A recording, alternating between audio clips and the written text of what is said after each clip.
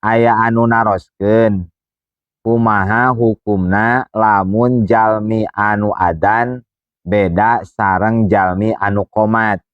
Modelkeun anu adan mah Ki Jaed tapi anu qomat mah Ki Umar. Kumaha eta hukumna? Jawabanana hayu urang tingali dina kitab Majmu Syarah Muhadzab juz katilu halaman 128. Ibaratna hayu urang lugotan sasarengan wal mustahabu sareng ari sunnatna eta ayyakuna yen takabuktian saha al muqimu jalma anu qomat huwa ieu mukim teh eta al muadzinu jalma anu adan. Disunnahkeun jalma nu qomat teh adalah jalma nu adan. Lamun anu adan Ki Jaed sunnahna anu qomat ogenan Ki Jaed. Alasanana li'anna Ziyad bin Al-Haris As-Sodai karena sanyana Ziyad bin Al-Haris As-Sodai adzana parantos adan.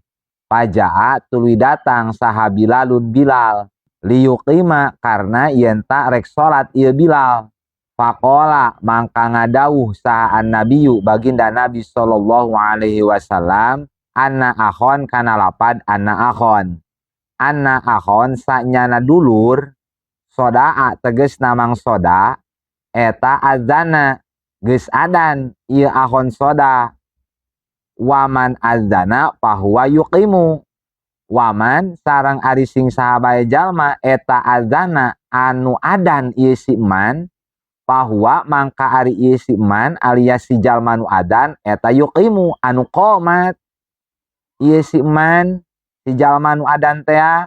Jadi saur Rasul sing sahabae jalma anu ngumandangkeun adan maka tah eta jalma anu ngalaksanakeun qomat oge. Sunnahna utamana. Tapi fa'in azana tuluy lamun azan saha wahidun hiji jalma wa aqoma jeung qomat saha ghairuhu lianti ieu si wahid.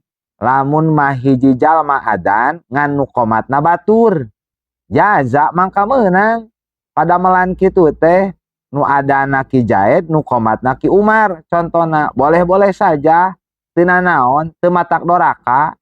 Li anna Bilalan azana karena sanyana Bilal kantos adan wa qoma jeung qomat saha Abdullah ibni Zaid.